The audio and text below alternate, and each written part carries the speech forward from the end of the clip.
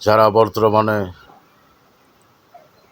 সরকারের উপদেষ্টারা, আপনাদেরকে বলছি, সুদগুরের বিচার কঠোরভাবে করবেন।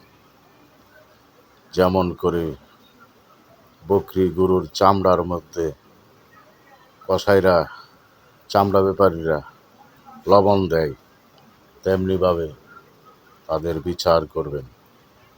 যেমন বাংলাদেশে আর কেউ সুদ খেতে আগ্রহী না হয়।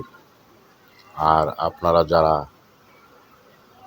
সদস্য আছেন, বর্তমান সরকারের উপদেষ্টারা, আপনারা যদি ঘুষ খেতে চান, খেতে পারেন, বাংলার জনগণ, বাংলার ছাত্র সমাজ কাউকে ছাড় দেবে না। এমনিভাবে মসনদ থেকে নামিয়ে গরু ছাগলের মতো, গরু ছাগলের চামড়ার যেভাবে লবণ দেয় তেমনিভাবে লাগিয়ে দিবে ছাত্র সমাজ।